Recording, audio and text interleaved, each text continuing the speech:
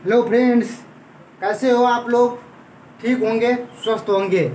आज जो हम बात करेंगे, जो सीटेट में आपको बार बार यह क्वेश्चन आता है, आपके सीटेट में पूछा भी गया है। मैं क्वेश्चन आज जो बताऊंगा आपको, टोटल क्वेश्चन आपके सीटेट में पूछा गया है, रिपीट होता है। टोटल क्वेश्चन आपको रिपीट बार बार होता रहता है। तो आपको ये महत्वपूर्ण क्लास है, इसको कर लीजिएगा तो आपको 2-3 क्वेश्चन आराम से सीटेट में बन जाएगा। चलिए फ्रेंड्स, देखते हैं फर्स्ट क्वेश्चन। कहता है 3/20 का 2/3। तो 3/20 का कहता है, तो 3/20 का मतलब हुआ 3/20। और यहाँ पर का लिखा है, तो का मतलब हुआ गुना। और उसके बाद लिखा है 2/3। तो 2/3 का मतलब 2/3। इसको कुछ नहीं करना है, कैलकुलेशन करना है। कैलकुलेशन करने के बाद आंसर आ जाएगा। देखिए 3-3 कट गया, हमारा बच गया 2/20। इसको भी हम काट सकते हैं, लेकिन ऑप्शन में हमारा 2/20, 3/10, 1/20, 4/20। अगर यहाँ पर 1/10 कहीं ऑप्शन बनाता तो वही ऑप्शन होता, लेकिन हमको यहाँ पर 2/20 दिया है, तो 2/20 को हम बोलेंगे 2/20। तो आपका राइट आंसर हो जाएगा 1 का 1, 2/20। इस क्वेश्चन में कुछ नहीं था, आपका सिर्फ ऐसा ही क्वेश्चन बोला गया था, जैसा बोला गया था वैसा हमने बना दिया। आपके सीटेट के एग्जाम में फिर यह क्वेश्चन आ सकता है, अदर यूपी टेट या सुपर टेट के एग्जाम में भी यह क्वेश्चन आ सकते हैं। चलिए नेक्स्ट क्वेश्चन देखते हैं क्या कह रहा है। चलिए यह क्वेश्चन का देखते हैं। यह भी सीटेट के एग्जाम में पूछा गया है और यही क्वेश्चन मैंने अभी तुरंत बताता हूँ। कहता है क्वेश्चन 2 नंबर, 1 किलोमीटर का 2/5वां भाग बराबर है। तो ऑप्शन दिया है 300 मीटर, आपको मीटर में दिया गया है, लेकिन यहाँ पर 1 किलोमीटर पूछ दिया। तो फ्रेंड्स, हम लोग जानते हैं 1 किलोमीटर बराबर 1000 मीटर होता है। सबसे पहला कंडीशन यह लगा लेंगे, तब ये हमारा क्वेश्चन आसान हो जाएगा। 1 किलोमीटर बराबर 1000 मीटर होता है। मैंने पिछली वीडियो में इसको चर्चा किया है। मापन यह आपको टॉपिक में पढ़ना पड़ता है, जो 1 डेसीमीटर बराबर कितना होता है, 1 लीटर बराबर कितना मिलीमीटर। तो ये सारा चीज़ मैंने पिछली वीडियो में बता दिया हूँ। तो क्वेश्चन पर हम डायरेक्ट चलते हैं। 1 किलोमीटर का 2/5वां भाग, तो कहता है 1 किलोमीटर का यहाँ पर देखिए का दिया है, तो का मतलब गुना। 2/5 का मतलब 2/5, लेकिन हमको यहाँ पर मीटर में पूछा गया है आंसर। तो 1 किलोमीटर की जगह पर हमको क्या रखना है, 1000 मीटर, और गुने 2/5, यही हमारा क्या हो गया आंसर। अब इसको काट लीजिए, आपका आंसर आ जाएगा। चलिए 5 दूनी 10, यानी 2 से, तो 2 से 5 1000। अब इसको गुना कर लीजिए, आपका आंसर आ जाएगा। 2 दूनी 4, आपका 4 से क्या हो गया आंसर। यही हमको बोला था और मैंने यही निकाला। तो आपका 2 का आंसर ढूंढते हैं। 300 मीटर नहीं, 400 मीटर होगा। कितना होगा, 400 मीटर, क्योंकि हमको किलोमीटर में दिया था, हमको मीटर में निकालना था, और इसको आसानी से हम लोगों ने क्या किया, मीटर में निकाल लिया था। आंसर आया 4 से। चलिए फ्रेंड्स, ये भी क्वेश्चन सीटेट के एग्जाम में आपको पूछा गया है। अब चलिए नेक्स्ट चलते हैं, नेक्स्ट क्वेश्चन। चलिए यह क्वेश्चन देखते हैं। कहता है क्वेश्चन, एक वर्ग का परिमाप उसकी भुजा से 36 सेंटीमीटर अधिक है। हमको क्या बोला है, अधिक, याद रखना है। वर्ग का क्षेत्रफल निकालिए। यह क्वेश्चन आपके सीटेट और यूपी टेट में पूछा गया है। आपके ऑनलाइन एग्जाम में यह क्वेश्चन आया है और आपके ऑफलाइन में भी पूछ सकता है यह क्वेश्चन। तो कुछ नहीं करना है, एक वर्ग छापना है। ठीक, चलिए एक वर्ग छाप दिए। अब कहता है आपका एक वर्ग का उसकी भुजा से कितना सेंटीमीटर अधिक है, 36 सेंटीमीटर। तो इसका मतलब है वर्ग का सभी भुजा क्या होता है, बराबर, यानी ए। तो क्वेश्चन कहता है वर्ग का परिमाप। तो हम क्या करेंगे, वर्ग का परिमाप,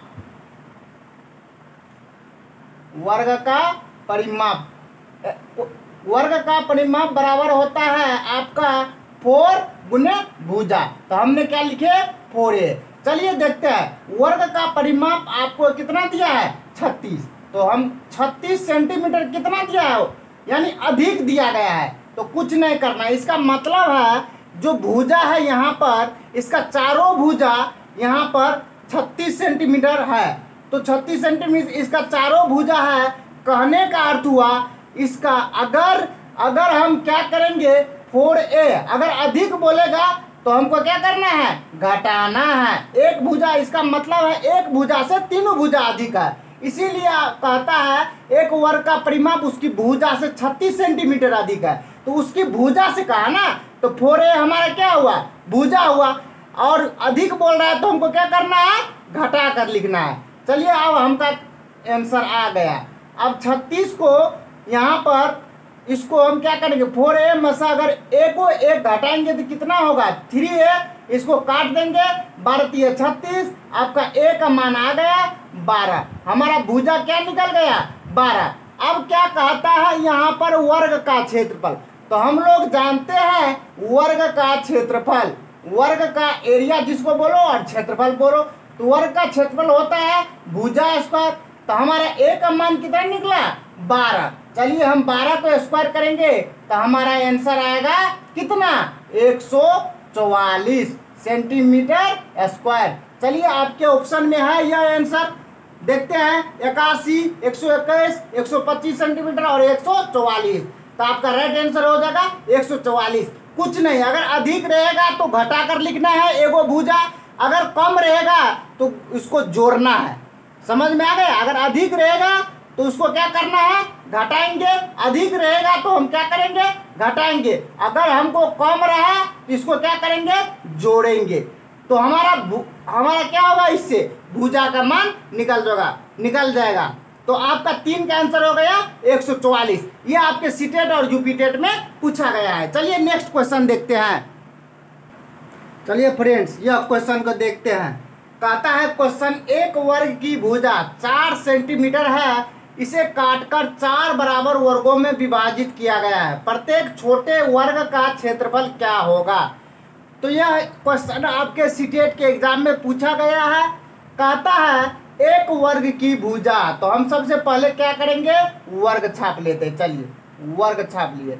अब कहता है हमको 4 बराबर वर्गों में विभाजित करेंगे, तो 4 बराबर वर्गों में विभाजित करेंगे, लेकिन एक वर्ग की भुजा कितना है मेरा 4 सेंटीमीटर। इसका मतलब है सभी भुजा बराबर होता है वर्ग के, लेकिन प्रत्येक छोटे वर्ग का क्षेत्रफल क्या होगा।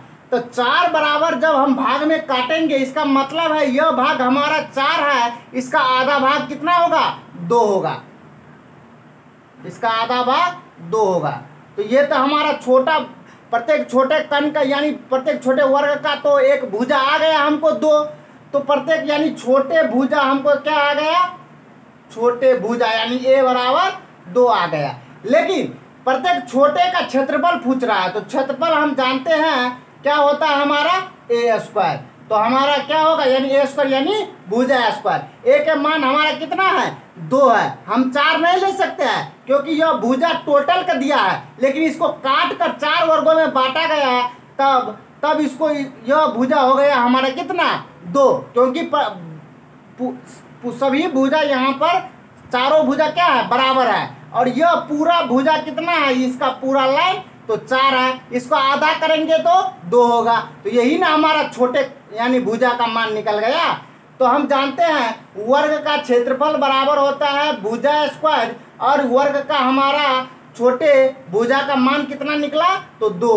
तो हम 2 को स्क्वायर करते हैं। चलिए 2 को स्क्वायर करेंगे तो हमारा आएगा 4 हमारा आंसर हो गया वर्ग सेंटीमीटर। चलिए यही आपका कहते थे और यही हमने निकाल दिया। इस सवाल में कुछ नहीं था, आपके सीटेट के एग्जाम में पूछा गया था। अगर यहाँ पर 8 भुजा रहता तो हम क्या करते, इसको इसी तरह भाग कर यहाँ पर हमको क्या देना पड़ता 4, क्योंकि यहाँ पर 4 वर्गों में विभाजित किया गया है क्वेश्चन।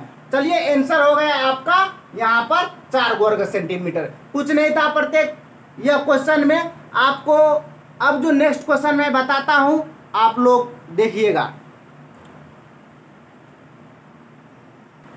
चलिए क्वेश्चन कहता है 5 नंबर, 257 संख्या के द्वि आधारित प्रस्तुतीकरण में कितने अंक है, हमको अंक पूछा गया। तो सबसे पहले हम द्वि आधारी निकाल लेते हैं एक आसान से ट्रिक से।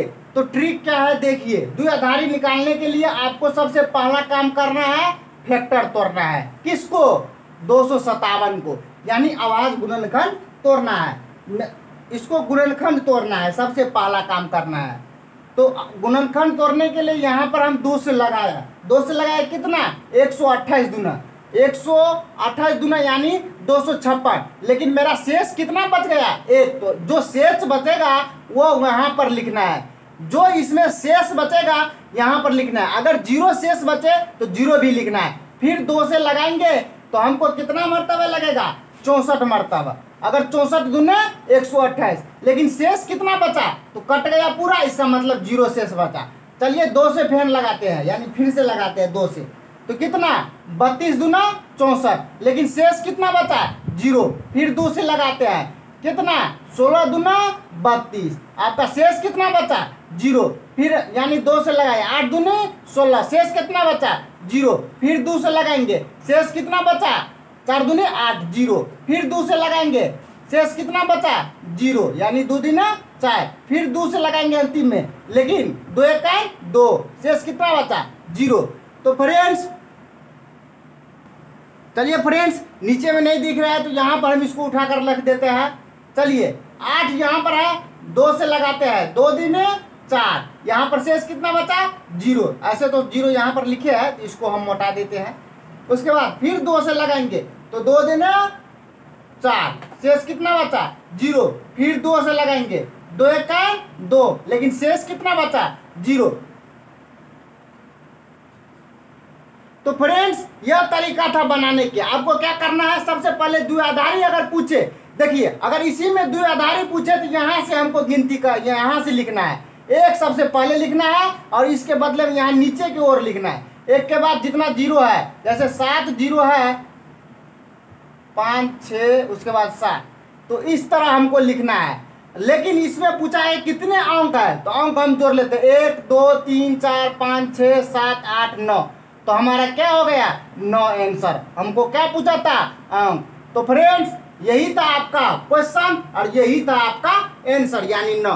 तो फ्रेंड्स चलते हैं, नेक्स्ट वीडियो में आप लोगों को बीच मिलूंगा। तब तक आप चैनल को सब्सक्राइब नहीं की तो सब्सक्राइब कर लीजिए, लाइक कर लीजिए, शेयर कर लीजिए, क्योंकि मैं इसी तरह के वीडियो अपलोड करूंगा और मैं आपके एग्जाम तक बना रहूँगा।